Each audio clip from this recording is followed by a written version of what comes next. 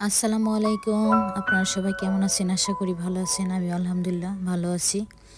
প্রতিদিনের মতো আজকে আরও একটি নতুন রেসিপি নিয়ে হাজির হয়েছি। আজকে আপনাদের সাথে বেগুন ভাজা শেয়ার করব। তো চলুন শুরু করা যাক। প্রথমে আমি আমাদের গাছ থেকে একটি বেগুন ছিঁড়ে নিয়েছি, ধুয়ে পরিষ্কার করে। এবার বেগুনটা আমি কেটে নেব। আপনারা যারা আমার ভিডিওটি দেখতেছেন, দেখার শুরুতে একটি লাইক দিয়ে দিবেন। পুরো বেগুনটা কাটা হয়ে গেলে এরপরে আমি আরও একটু ধুয়ে পরিষ্কার করে নেব। এখন আমি বেগুনগুলো একটু হালকা হালকা করে কেচে নেব, যাতে মশলাগুলো ভিতরে ভালোভাবে ঢুকে যায়। সবগুলো বেগুনই কেচে নেওয়া হয়ে গেলে এরপরে দিয়ে দেব পরিমাণ মতো মশলা। প্রথমে আমি হাফ চা চামচ ধনিয়া গুঁড়া দিব, এরপরে হাফ চা চামচ মরিচের গুঁড়া, হাফ চা চামচ হলুদের গুঁড়া, হাফ চা চামচ গরম মশলার গুঁড়া দিয়ে পরিমাণ মতো লবণ দিয়ে দিব। এবার বেগুনগুলো আলতো আলতোভাবে সব মশলা দিয়ে মাখিয়ে নেব, যাতে ভালোভাবে বেগুনের গায়ে মিশে যায়।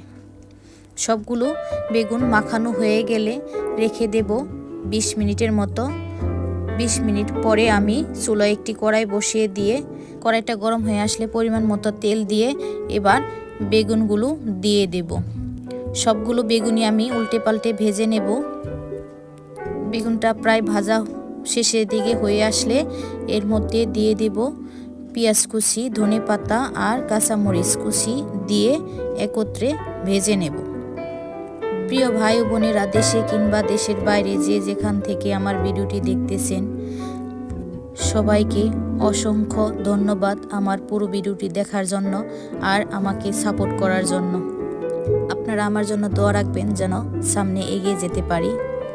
আমার ভিডিওটি দেখে আপনারা সুন্দর সুন্দর কমেন্ট করেন, এজন্য আপনাদের অসংখ্য ধন্যবাদ। যারা এখনও আমার চ্যানেলটি সাবস্ক্রাইব করেননি, প্লিজ সাবস্ক্রাইব করে দিবেন। আমার বেগুন ভাজাটা হয়ে গেছে, দেখুন গরম গরম ভাতের সাথে পরিবেশন করলাম।